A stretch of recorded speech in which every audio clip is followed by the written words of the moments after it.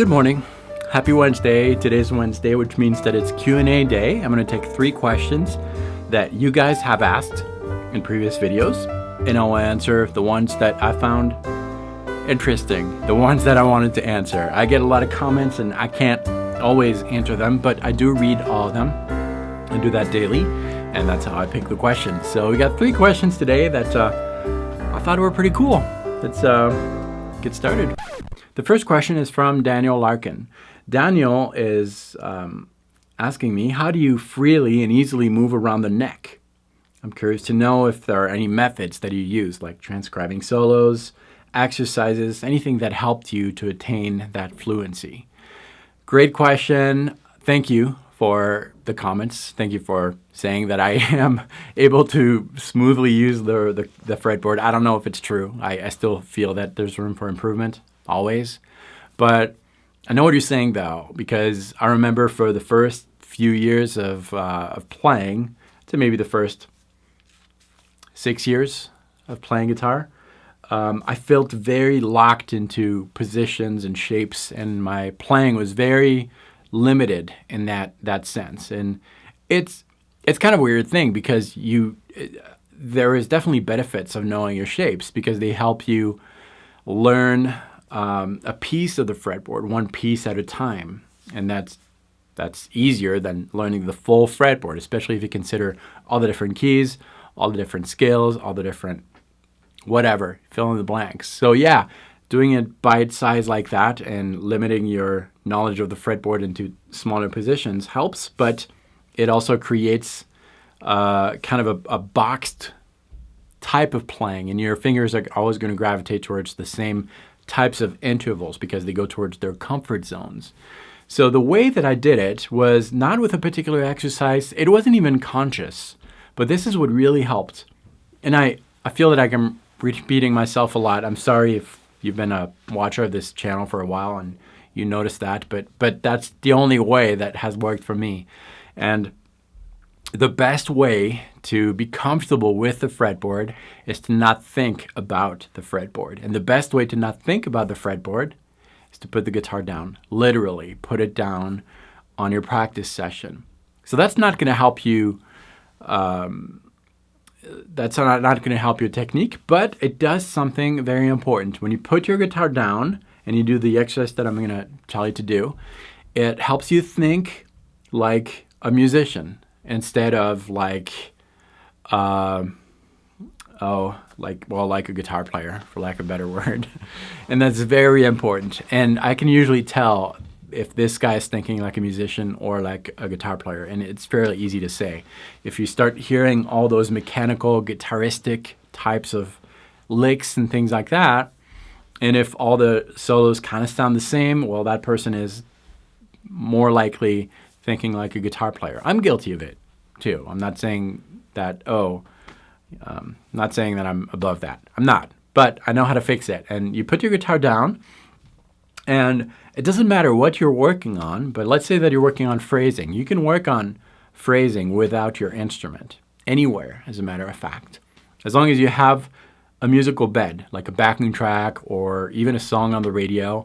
And we kind of naturally do that when we're not musicians. We hum along, or we use our voice to create things. And those things are not just your mouth moving and doing things, but it's inside. And that connection, that invisible thread between the source of the idea and the outcome, which is your mouth, naturally in humans, that's usually the easiest, more natural way to do it.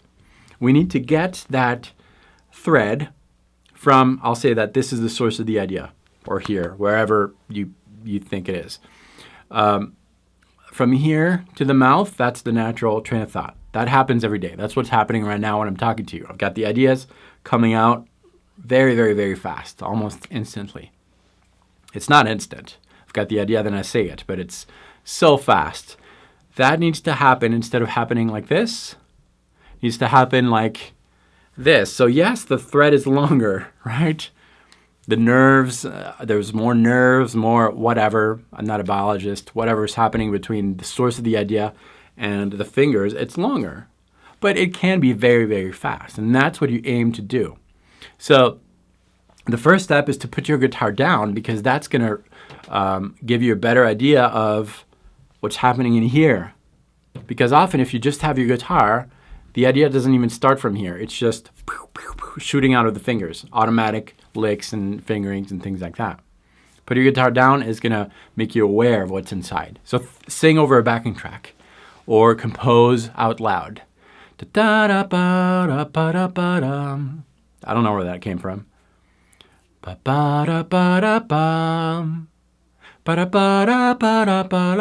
Whatever, that's not a known song. I'm just making it up. Then, once you have a short idea like that, grab your guitar and try to figure out those notes. You're going to fish around a lot. You're not thinking in terms of positions or anything like that. You're trying to find those notes. Just like someone who first picked up the guitar and just messes around with it. Then once you have that, put your guitar down. Find something else. Grab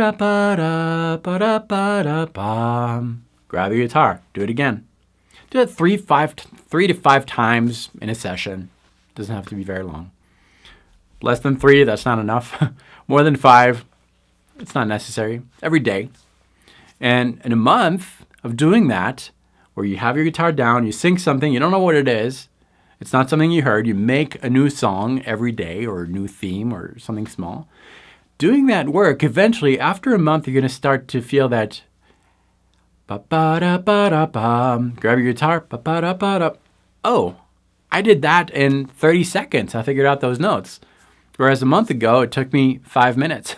I'm exaggerating maybe, but that thread is being worked on every day. And if you do that every day, you no longer have to think in terms of positions, skills, licks, and things like that. The thread does the work, and you're associating sounds, intervals, melodic movements, with finger memories. You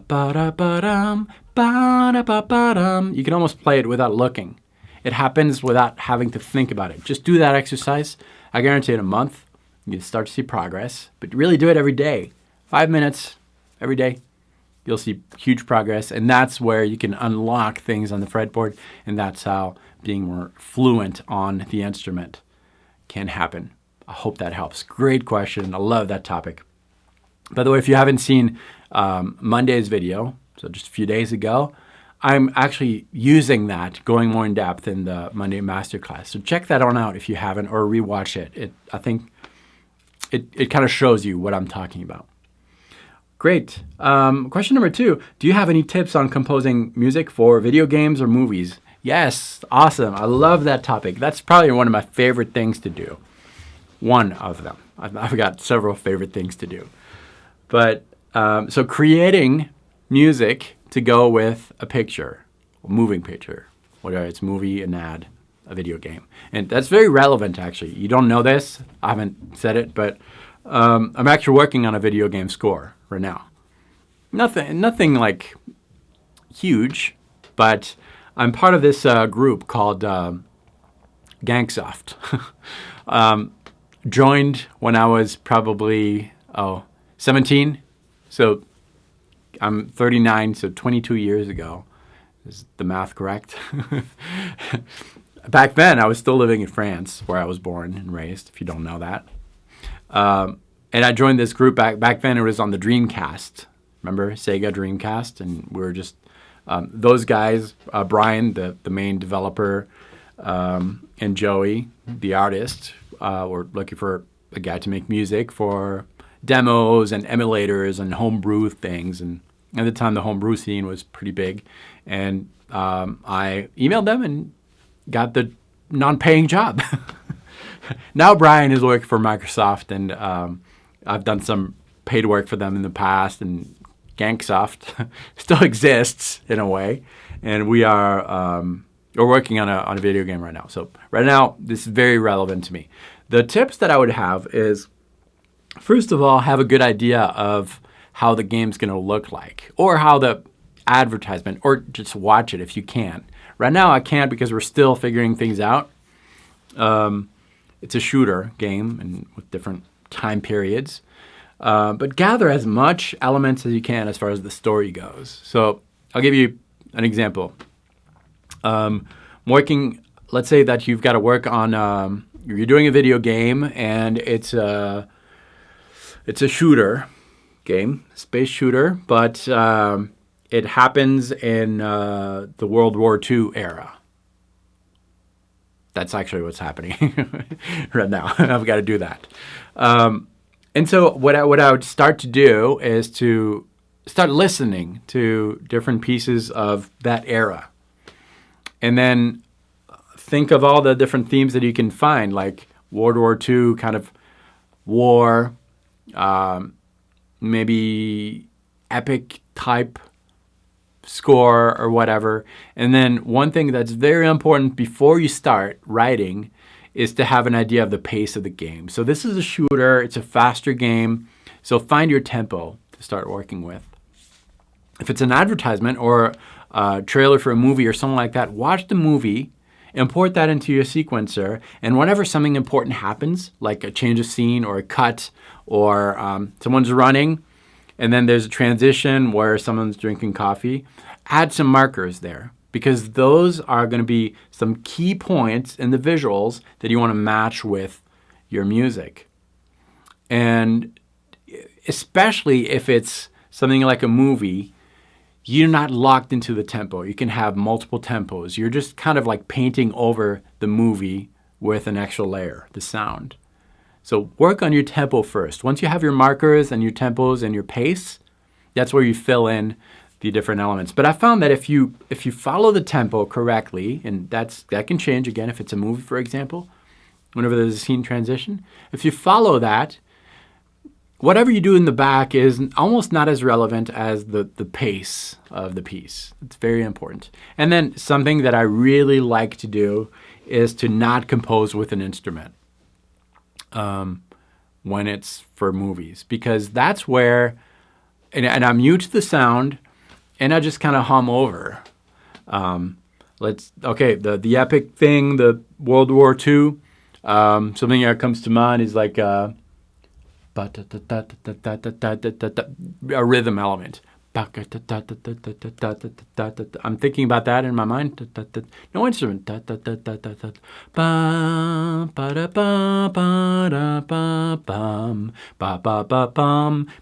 Just made it up, and you just hum maybe into your phone.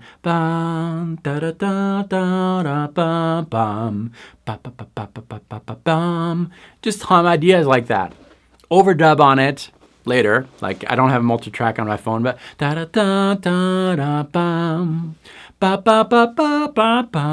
whatever. It's gonna sound like crap in there.